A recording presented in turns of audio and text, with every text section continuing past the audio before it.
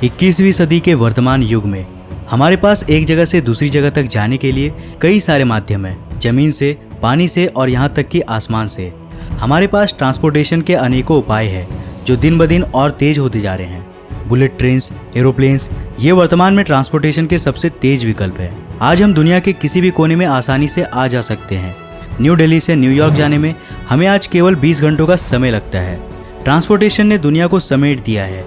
खासकर एयरलाइंस ने इसमें अपना सबसे बड़ा योगदान दिया है।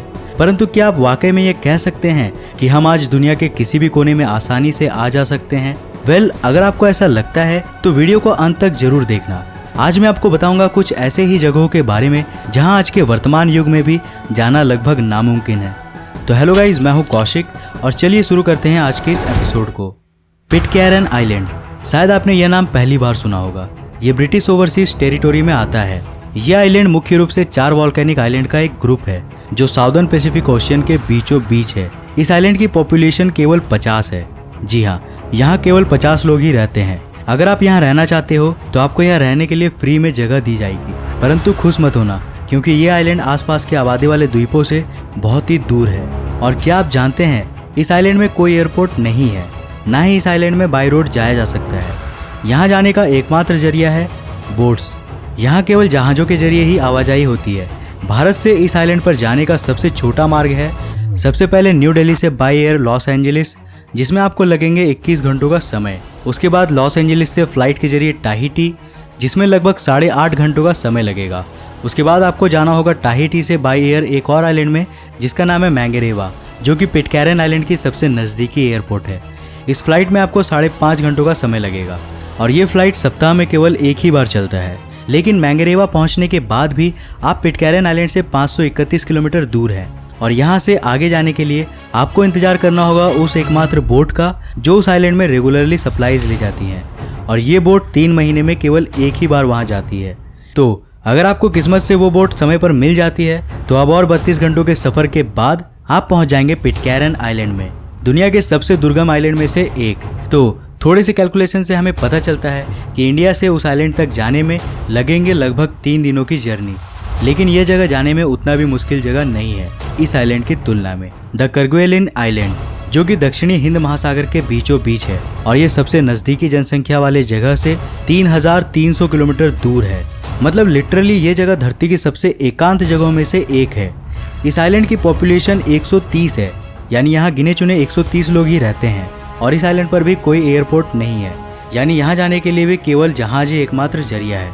इस आइलैंड पे भी 3 महीनों में केवल एक बार ही सप्लाई शिप भेजी जाती है और इस सप्लाई शिप को भेजा जाता है रियूनियन आइलैंड से, जो कि मेडागास्कर के करीब है। तो इस आइलैंड पर आपको जाने के लिए सबसे पहले तो किसी तरह से आपको रियूनियन आइलैंड पर जाना होगा। उसके बाद यहाँ से 6 दिनों के बोट जर्नी के बाद आप पहुँच जाओगे द करगुएलिन आइलैंड पर। यह जगह वाकई में बाकी की दुनिया से काफ़ी दूर है, लेकिन यहाँ आने से भी ज़्यादा डिफिकल्ट है इस आइलैंड की सबसे ऊंची चोटी तक चढ़ाई करना। इस आइलैंड का सबसे ऊंचा पर्वत है माउंट रोस, जिसका शिखर 1850 मीटर ऊंचा है। इस माउंटेन का नाम इसकी चोटी पर कदम रखने वाले पहले व्यक्ति के नाम पर रखा गया है, सर जेम्स क्लार्क रोस, जो साल 1960 में एक हेलीकॉप्टर की मदद से इस चोटी पर उतरे थे। परंतु उसके बाद से इस शिखर पर कुछ गिने चुने लोग ही चढ़ पाए हैं, क्योंकि ये दुनिया की सबसे दुर्गम चोटी है। अगर यहाँ आपके साथ कोई हादसा हुआ तो आपको मदद मिलना भी खासा मुश्किल है।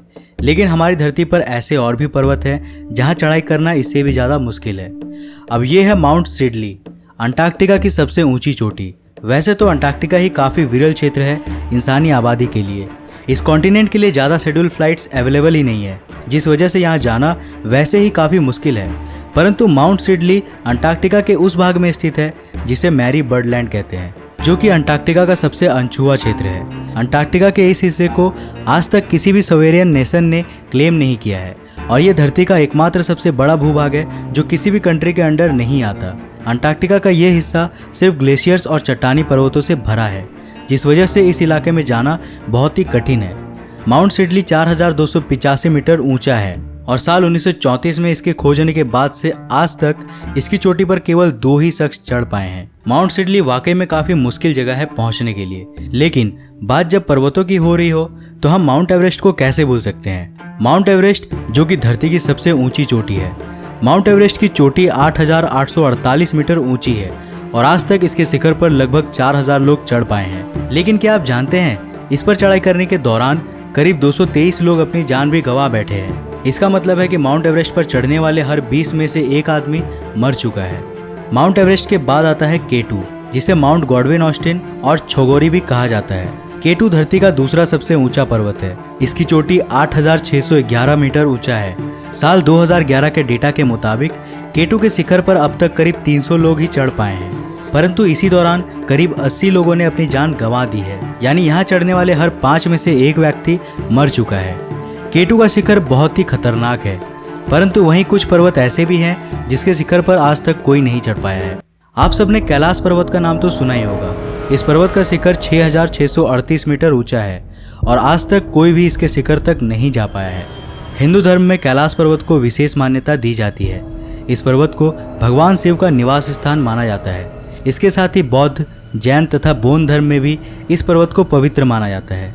कई लोग मानते हैं कि इस पर्वत पर अद्भुत शक्ति है जो आज तक किसी को चढ़ने नहीं देती है।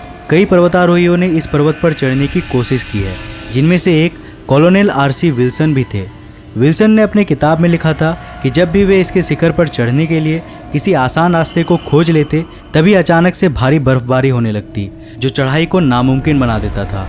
वहीं एक रशियन पर्वतारोही सेर्गी किश्टियाकोव का कहना था कि जब भी वे चढ़ाई करने के लिए पर्वत के नज़दीक जाते, तभी उनका दिल तेजी से धड़कता था और उन्हें बार बार ये कहता था कि वो जिस पवित्र पहाड़ के सामने खड़े हैं, लोग ये मानते हैं कि उसे हराया नहीं जा सकता है। और ऐसा सोचते ही उन्होंने खुद को बेहद कमज़ोर महसूस किया और अचानक उन्होंने पर्वत पर चढ़ने का विचार बदल दिया।